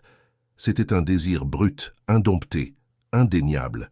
Elle l'embrassa en retour avec toute la peur, la frustration et l'espoir naissant et terrifiant des dernières semaines, déversant chaque once de sa propre âme solitaire et effrayée dans la pression féroce et dévorante de ses lèvres contre les siennes. Il ne rompit le baiser que lorsque le besoin d'air devint une agonie brûlante. Il posa son front contre le sien, sa poitrine se soulevant et s'abaissant en profonde respiration saccadée qui correspondait aux siennes. « Lix » haleta-t-il, son nom une prière et une malédiction sur ses lèvres, sa voix méconnaissable. « Ne pense pas » murmura-t-elle, son pouce caressant la ligne rugueuse et mal rasée de sa mâchoire. « Ne parle pas. Sois juste, là, avec moi. » C'était toute la permission dont il avait besoin, toute l'absolution que son âme tourmentée exigeait. Il la souleva dans ses bras, son bras blessé protestant avec une pointe de douleur qu'il ignora complètement, et la porta sur les quelques mètres jusqu'au lit. Il la déposa non pas doucement, mais avec une urgence désespérée et dévorante qui envoya un frisson de plaisir pur et sans mélange à travers elle. Les murs soigneusement construits de leur arrangement, le prétexte, les mensonges qu'ils se racontaient, la distance, tout s'effondra dans une tempête de membres emmêlés et de noms murmurés, les laissant exposés, vulnérables et totalement réels dans les ruines. Alors que sa bouche retrouvait la sienne dans l'obscurité grandissante, elle sut que c'était la vraie tempête, celle qui remodèlerait son monde bien plus complètement et irrévocablement que n'importe quel ouragan. Et elle l'accueillit sans peur, sans hésitation, prête, enfin, à être emportée. Alix se réveilla lentement, sortant d'un sommeil profond et sans rêve pour entrer dans la lumière pâle et grise de l'aube. Pendant quelques instants de bonheur et de désorientation, elle ne ressentit qu'un profond sentiment de paix, un contentement tranquille qu'elle ne savait pas possible. Elle avait chaud, enveloppée dans un enchevêtrement de draps doux à haute densité de fil, son corps vibrant de la douleur agréable et persistante d'une nuit passée à explorer et à être explorée. Puis, le souvenir revint, non pas en une vague douce, mais en un torrent soudain et déferlant. Alexandre. Sa tête tourna sur l'oreiller, un mouvement instinctif et chercheur. L'autre côté du lit était vide. Les draps étaient froids. Un nœud froid et lourd se forma au creux de son estomac, dissolvant instantanément les derniers vestiges de chaleur. La seule preuve qu'il avait été là était la faible empreinte persistante sur l'oreiller à côté d'elle et son odeur, un mélange subtil et enivrant de scotch, de savon propre et du parfum unique et chaud de sa peau, qui s'accrochait au drap comme un fantôme. Elle s'assit, ses mouvements raides, tirant le drap de coton impeccable jusqu'à son menton comme un bouclier. Et puis elle le vit. Il se tenait près de la fenêtre, le dos tourné vers elle, une silhouette sombre et rigide contre l'aube mélancolique. Il était déjà entièrement habillé, non pas dans les vêtements décontractés qu'il portait la veille, mais dans un costume sombre, impeccable et parfaitement taillé. L'écharpe pour son bras avait disparu, une déclaration tacite que la période de vulnérabilité était terminée. Sa posture était droite comme un i, chaque ligne de son corps hurlant la discipline et le contrôle. C'était la posture de l'officier fédéral, de l'envoyé et du commandant. Ce n'était pas la posture de l'amant qui avait murmuré son nom dans le noir comme une prière. Le mur était de retour, reconstruit pendant la nuit plus haut et plus redoutable que jamais. « Alexandre » dit-elle, sa voix douce, fragile dans la pièce silencieuse, testant l'air entre eux. Il ne se retourna pas. Son regard resta fixé sur la ville, noyée en contrebas. « C'était une erreur, dit-il. Les mots étaient secs, précis et totalement dénués d'émotion. Chacun était un éclat de glace parfaitement formé, délivré avec une précision chirurgicale à son cœur. Son propre cœur, qui battait à un rythme lent et content, sembla s'arrêter un instant avant de commencer un martèlement douloureux et lourd. Une erreur. C'est tout ce que la nuit dernière avait été pour lui. Une erreur tactique, regrettable. « Vraiment » demanda-t-elle. Un petit miracle que sa voix ne se brise pas, qu'elle sorte stable et claire. « J'ai profité de la situation » continua-t-il, sa voix un monotone plat, comme s'il dictait un rapport de terrain. « De vous. » Il ne voulait toujours pas la regarder, et elle comprit pourquoi. Il était plus facile de prononcer une condamnation à mort sans regarder le condamné dans les yeux. « J'ai rompu une promesse. Pas seulement à votre père, mais à moi-même, à mon propre code de conduite. » Elle pouvait entendre le dégoût de soi brut et corrosif qui couvait sous la surface de ses mots contrôlés, le jugement sévère d'un homme qui s'imposait des normes impossibles. Et tout tournait autour de lui, son honneur, sa culpabilité. Son rôle dans la nuit magnifique et bouleversante qu'ils avaient partagée était systématiquement effacé, réduit à un simple manquement à son contrôle impeccable. Une vague de colère chaude et amère lui monta à la gorge, une chaleur bienvenue contre le froid envahissant. « J'étais là aussi, Alexandre », dit-elle, sa voix gagnant un tranchant dangereux. Elle repoussa les draps, un geste de défi. « Je ne suis pas une enfant.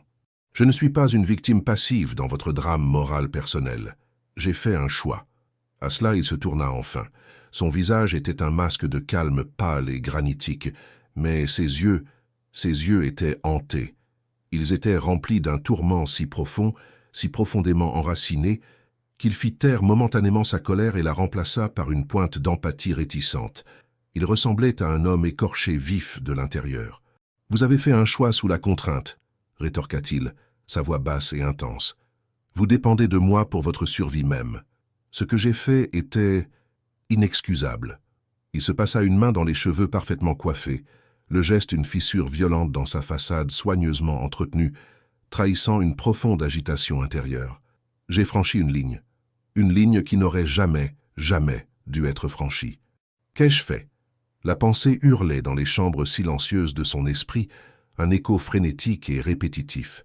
Il avait permis qu'un seul moment de faiblesse, une vie entière de solitude soigneusement refoulée, submerge des années de discipline de fer. Il avait pris la seule personne au monde qu'il était tenu par l'honneur de protéger, la fille de Michel, l'unique enfant de son meilleur ami, et il avait... Quoi? La réclamer? L'utiliser? L'aimer? La pensée était si terrifiante, si fondamentalement déstabilisante, qu'il ne pouvait même pas se permettre de former le mot dans son propre esprit. Il la regarda vraiment, assise dans le lit froissé qui était maintenant une scène de crime, ses cheveux sombres, un halo sauvage et magnifique autour de son visage, ses yeux grands ouverts, blessés et défiants, et il se détesta avec une pureté et une intensité qu'il n'avait jamais cru possible. Alix balança ses jambes hors du lit, enroulant le drap autour de son corps comme une toge. Elle se dirigea vers lui, ses pieds nus silencieux sur le tapis moelleux, s'arrêtant à quelques mètres. Elle ne le laisserait pas se cacher derrière son mur de culpabilité. « Et maintenant » le défia-t-elle, le menton haut. « On fait comme si ça n'était pas arrivé? Tu retournes dormir sur le canapé et je redeviens ta responsabilité ?» Le mot, autrefois symbole de sa sécurité, avait maintenant un goût de poison dans sa bouche. « C'est le seul moyen, dit-il, la mâchoire si serrée qu'elle pouvait voir les muscles se contracter sous la peau. Nous procéderons comme prévu. Vous serez évacués d'ici la fin de la semaine. Le mariage sera annulé dès que nous serons à DC. Nous reprendrons nos vies. »« Reprendre » demanda-t-elle, sa voix incrédule, un rire amer bouillonnant juste sous la surface. « Alexandre, il n'y a pas de reprise après ça. On ne peut pas faire marche arrière. Il le faut, insista-t-il, sa voix maintenant brute d'un désespoir qui trahissait complètement son attitude froide et contrôlée. Il fit enfin un pas vers elle, son propre regard suppliant, la priant de comprendre, de lui faciliter la tâche. Ne rends pas les choses plus difficiles qu'elles ne le sont déjà, Alix. Il avait utilisé son prénom, pas Docteur Moreau, pas l'adresse formelle et distante qu'il avait si soigneusement entretenue.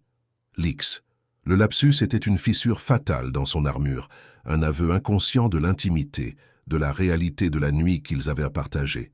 Mais au lieu de lui offrir du réconfort, la seule syllabe douce ne fit qu'aiguiser sa douleur. Il la repoussait de toutes ses forces, tout en admettant dans ce seul petit mot à quel point elle était déjà devenue importante pour lui. Il sembla réaliser son erreur dès que le nom quitta ses lèvres. Il recula visiblement, faisant un pas en arrière, reconstruisant la distance entre eux. Il se tourna et se dirigea vers la porte de la suite, son dos un mur rigide et impitoyable. « J'ai des réunions toute la journée, » dit-il, sa voix de nouveau sèche et formelle. « Je ne serai pas de retour avant tard. » C'était un renvoi, une fuite. Il fuyait loin d'elle, de lui-même, de la vérité de ce qui s'était passé dans ce lit. La porte se referma derrière lui avec un clic doux et final qui résonna dans le silence caverneux de la suite. Alix se retrouva seule au centre de la vaste pièce ensoleillée, la lumière du matin semblant dure et inquisitrice. Le lit était un champ de bataille de draps froissés et de promesses non tenues. Elle pouvait encore sentir le fantôme de son contact sur sa peau, encore goûter le scotch fumé et le désespoir brut de son baiser sur ses lèvres. Ce n'était pas une erreur. Elle le savait dans ses os, dans la moelle même de son être. Cela avait semblé être la seule chose réelle, vraie, qui lui soit arrivée depuis que la tempête avait déchiré son monde. Mais pour lui, c'était un péché à expier, une tache sur son honneur qui devait être nettoyée. Et elle était laissée derrière, dans les décombres du lendemain matin, une fois de plus terriblement complètement seule. Mais cette fois, la désolation était entièrement intérieure. Le mur entre eux n'était plus seulement un mur. Il devint une forteresse avec des remparts, des douves et des sentinelles. Alexandre se transforma en un fantôme hantant la périphérie de son existence. Il perfectionna l'art de l'évitement, quittant la suite avant que la première lueur de l'aube ne colore le ciel et revenant longtemps après qu'elle se soit retirée dans le lit vaste et solitaire où elle restait éveillée, écoutant le léger clic de la porte. Elle faisait semblant de dormir, sa respiration un rythme lent et régulier qu'elle contrôlait consciemment, tandis que son cœur martelait un tatouage frénétique et silencieux contre ses côtes. Il se déplaçait dans la pièce assombrie avec une grâce furtive, une ombre se détachant d'autres ombres, les seuls sons étant le murmure du tissu alors qu'il se déshabillait et le faible craquement protestataire du canapé en cuir. Il communiquait uniquement par des notes sèches et impersonnelles laissées sur le granit poli du comptoir de la kitchenette. Elles étaient toujours écrites d'une écriture nette, noire et décisive, sur du papier à en-tête officiel du gouvernement. Transport sécurisé confirmé pour 0800 vendredi. De nouvelles fournitures ont été placées dans votre placard. Jamais un nom, jamais une salutation, jamais une formule de politesse. Chaque note était une petite torsion aiguë du couteau, un renforcement calculé de la distance qu'il imposait, un rappel de son statut de problème logistique qu'il était en train de résoudre. Alix avait l'impression de vivre dans le vide, l'air étant lentement aspiré de ses poumons à chaque jour qui passait. La connexion vibrante et bouleversante qu'ils avaient forgée en une seule nuit de reddition avait été méthodiquement, impitoyablement ensevelie sous une avalanche de sa culpabilité.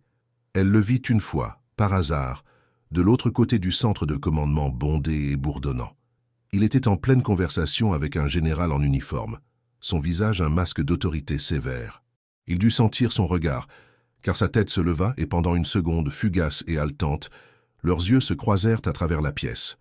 Elle vit tout dans cet instant non gardé, un éclair de faim brute et viscérale, un regret profond et douloureux, et une solitude profonde et écrasante qui reflétait la sienne. Puis, aussi rapidement, ce fut parti.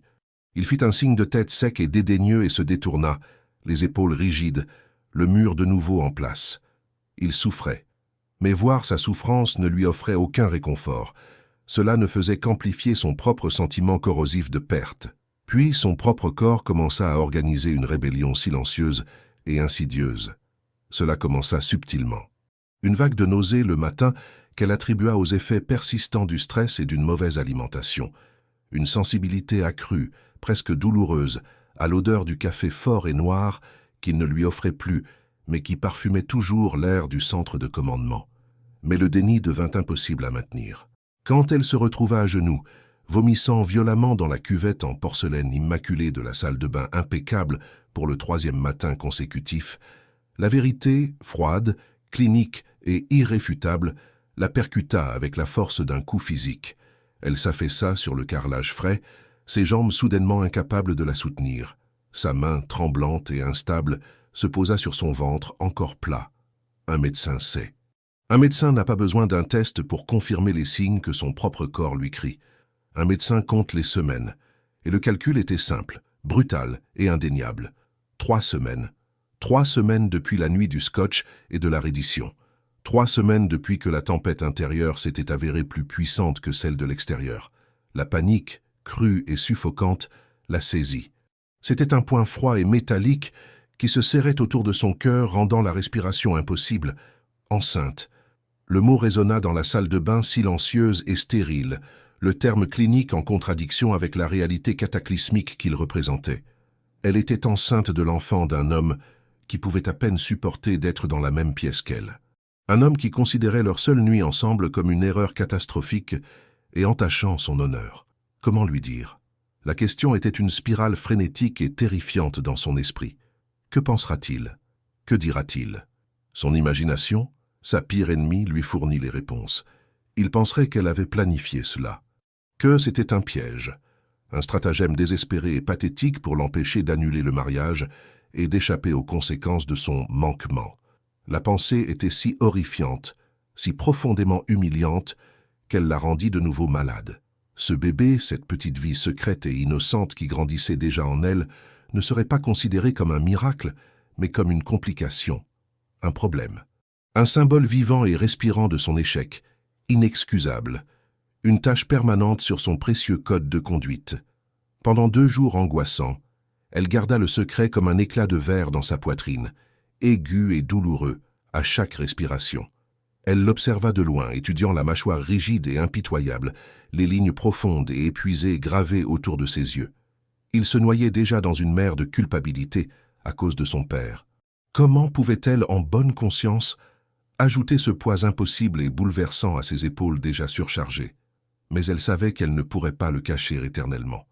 L'évacuation n'était plus qu'à quelques jours. Bientôt, il serait à Washington face à son père et l'horloge tournait chaque seconde un tic-tac fort et menaçant vers une détonation inévitable. Elle devait lui dire. Quelle que soit sa réaction, quelles que soient les conséquences, il avait le droit de savoir. Elle le coinça ce soir-là. Il était rentré plus tôt que d'habitude, un fait rare. Elle le trouva dans le salon, debout près de la baie vitrée panoramique, regardant la ville qui guérissait lentement. Un lourd verre de whisky en cristal à la main. Il ne semblait pas voir la vue, mais regarder à l'intérieur, son propre paysage privé de ruines. « Alexandre, dit-elle, sa voix étonnamment stable, un calme qu'elle ne ressentait pas. Nous devons parler. » Il se tourna lentement, ses mouvements là.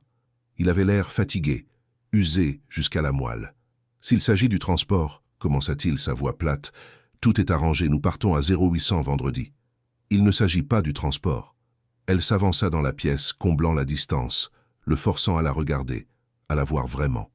Elle serra les mains devant elle, les jointures blanches, une petite encre pour l'empêcher de voler en éclats. « S'il te plaît, dit-elle, sa voix baissant, écoute, c'est tout. » Quelque chose dans son ton, une urgence tranquille, une note de profonde gravité, dut pénétrer son mur de détachement. Il posa son verre sur l'acajou poli d'une table d'appoint, le clic du cristal sur le bois anormalement fort dans le silence tendu. Toute son attention sans partage était sur elle.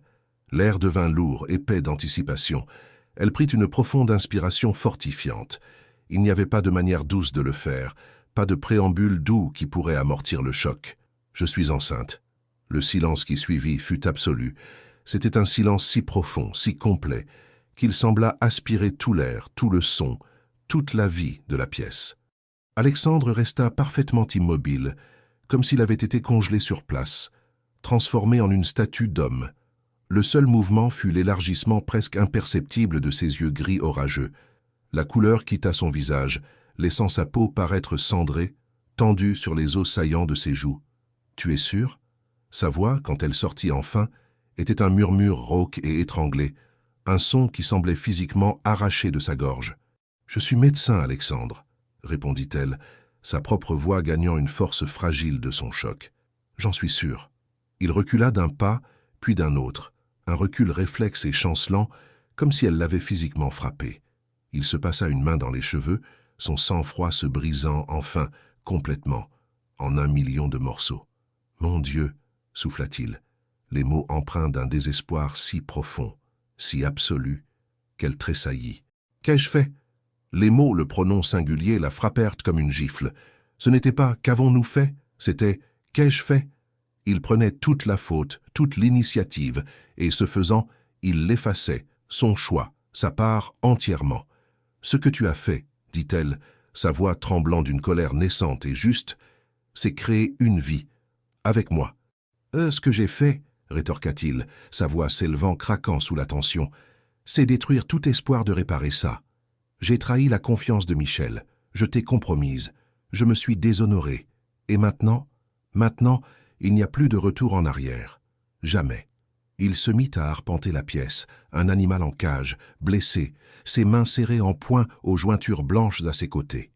Il m'a confié sa fille, son unique enfant. Pas pour faire ça.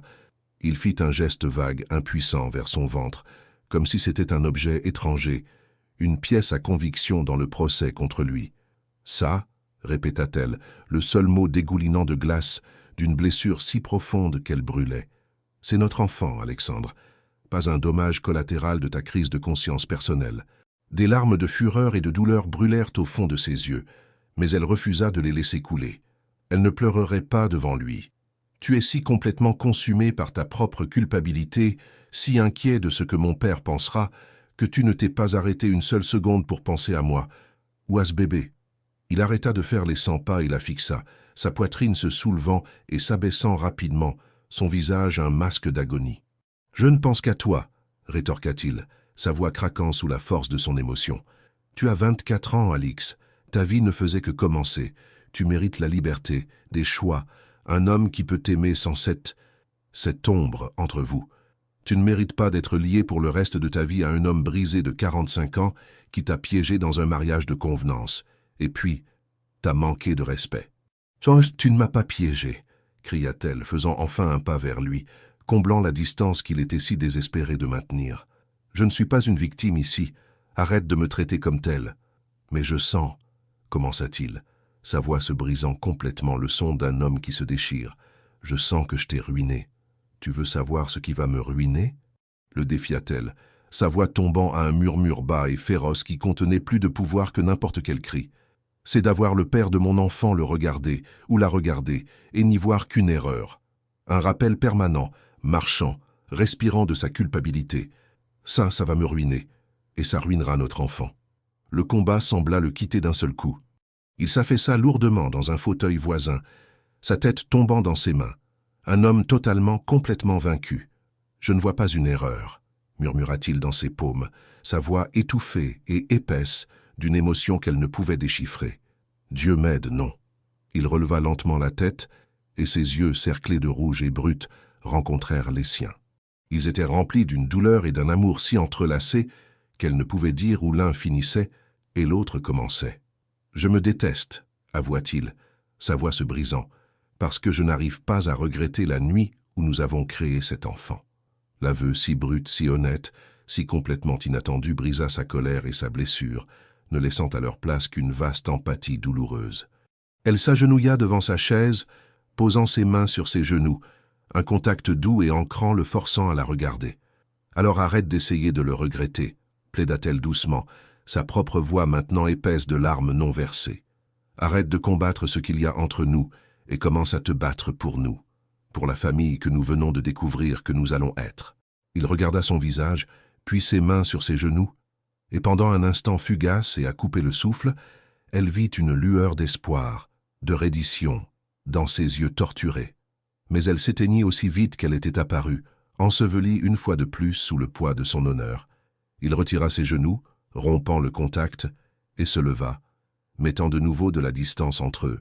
« J'ai besoin de temps, » dit-il, sa voix retrouvant un semblant de son monotone familier et contrôlé. « Pour digérer ça. » Elle se leva, sa propre dignité un manteau fragile qu'elle enroula fermement autour d'elle. « Bien, » dit-elle, sa voix claire et forte malgré la tempête qui faisait rage en elle. « Prends ton temps, mais pendant que tu digères, souviens-toi de ceci.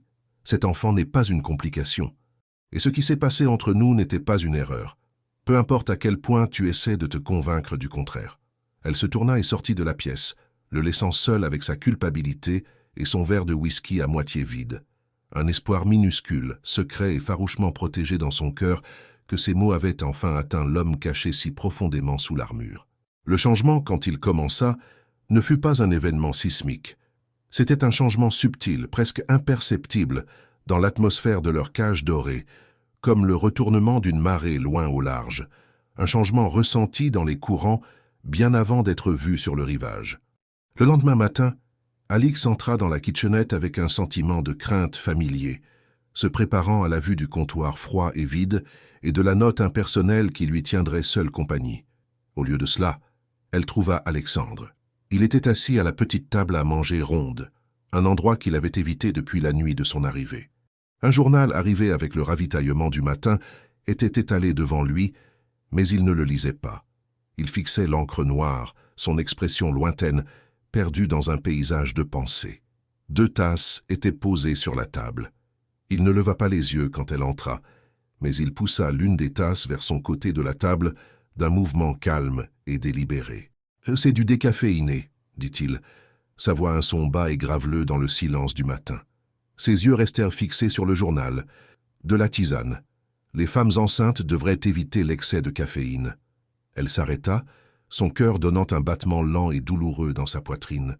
C'était la première fois que l'un d'eux reconnaissait la grossesse depuis sa déclaration explosive. Il ne se contentait pas de la reconnaître. Il agissait en conséquence. Elle prit la tasse. Elle était en céramique lourde et la chaleur s'infiltra dans ses mains froides. Elle la porta à son nez. La vapeur parfumée de la camomille et un soupçon de miel montèrent à sa rencontre. C'était le geste le plus profond et le plus tendre qu'il aurait pu faire. 1000 excuses et 1000 promesses, toutes contenues dans une simple tasse de thé. « Merci, » dit-elle doucement, sa voix épaisse d'une émotion qu'elle ne pouvait nommer. Il grogna simplement en réponse, un son qui n'était ni dédaigneux ni accueillant, et tourna une page du journal. Mais il ne partit pas. Il ne se retira pas dans son bureau improvisé, ni n'inventa une réunion soudaine et urgente. Il resta assis là, buvant son propre café noir, et ils partagèrent le silence du matin. Ce n'était plus un vide hostile et suffocant, mais un espace nouveau, fragile et profondément incertain, qu'ils commençaient à naviguer ensemble. Les petits gestes commencèrent à s'accumuler, des offrandes silencieuses laissées sur l'autel de sa culpabilité et de son espoir naissant. Un oreiller supplémentaire, moelleux et doux, apparut de son côté du lit vaste et solitaire. Une bouteille scellée et non ouverte de vitamines prénatales de haute qualité se matérialisa à côté de l'évier de sa salle de bain, leur étiquette clinique, une admission crue et silencieuse de son inquiétude. Il commença à laisser des articles sur la table pour elle, découpés de revues médicales, qu'il avait de toute évidence fait venir avec ses briefings de renseignements. Des articles complexes et savants sur le développement neurologique fœtal et les bienfaits de l'acide folique. Il ne les mentionna jamais. Il ne prononça jamais le mot « bébé », mais ses actions parlaient un langage plus fort et plus éloquent que tous les mots qu'il aurait pu prononcer. Il se préparait. Il commençait, à sa manière rigide, contrôlée et profondément propre à Alexandre, à se soucier. Le véritable test, le moment où les fissures capillaires de son armure se brisèrent complètement, arriva quand elle tomba. C'était un simple faux pas stupide sur le bord d'un épais tapis perçant, son centre de gravité changeant et un moment d'inattention la faisant basculer.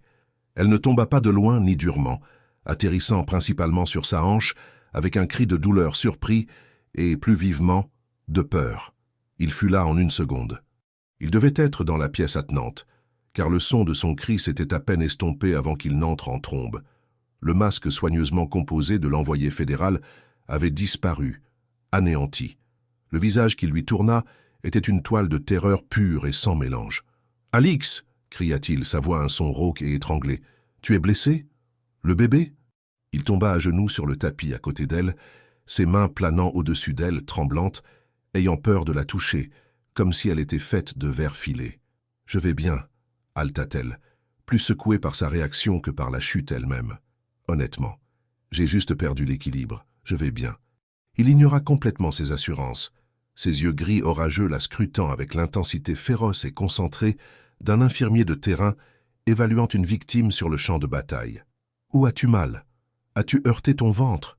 Il l'aida à se relever avec une douceur qui frisait la révérence, ses mains fortes la soutenant comme si elle était l'objet le plus précieux et le plus fragile au monde, et la guida jusqu'au canapé. « Reste ici », ordonna-t-il, sa voix tendue d'une autorité née non pas du commandement, mais de la pure panique alimentée par l'adrénaline. « J'appelle un médecin. »« Alexandre, je suis médecin, » dit-elle, un faible sourire larmoyant touchant ses lèvres.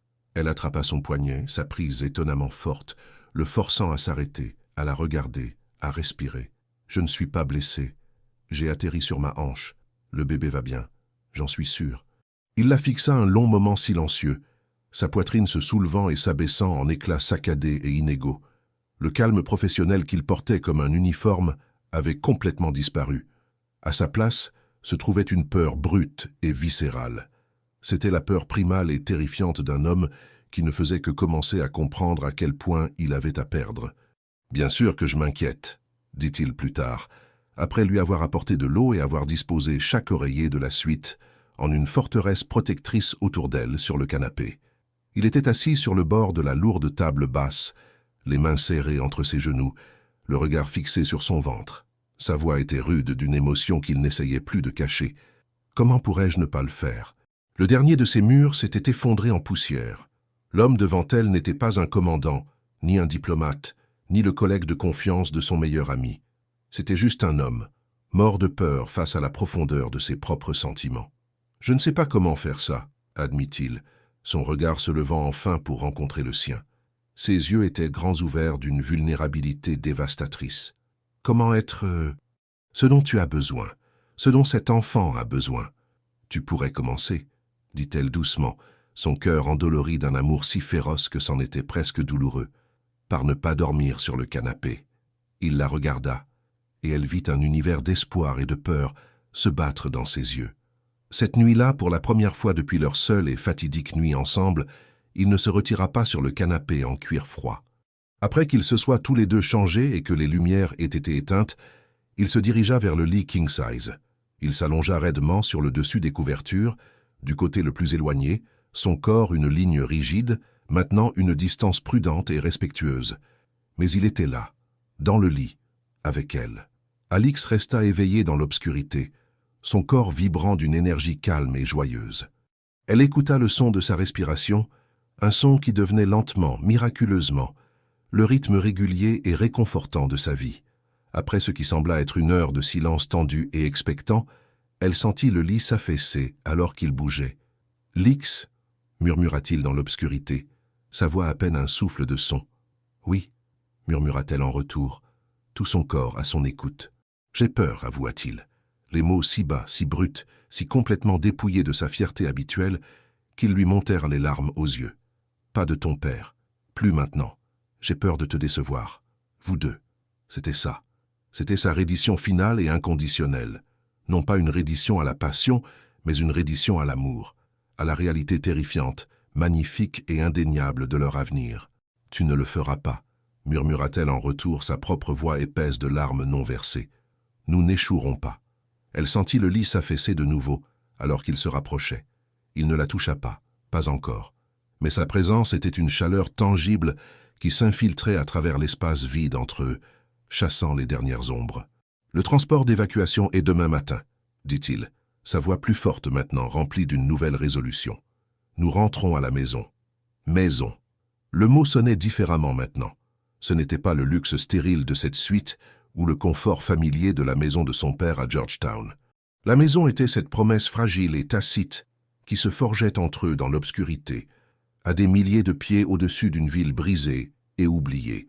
Lentement, avec hésitation, il tendit la main à travers l'espace entre eux. Sa main, grande, chaude et forte, trouva la sienne dans le noir. Ses doigts s'entrelacèrent avec les siens, sa prise ferme, possessive et infiniment rassurante. C'était un contact qui disait tout ce que ces mots ne pouvaient pas. C'était une promesse de protection, une supplique de pardon, une acceptation finale et absolue de leur destin commun. Elle serra sa main en retour, et dans ce geste simple et silencieux, elle sut. La guerre, tant à l'intérieur qu'à l'extérieur, était enfin terminée. Ils étaient enfin du même côté.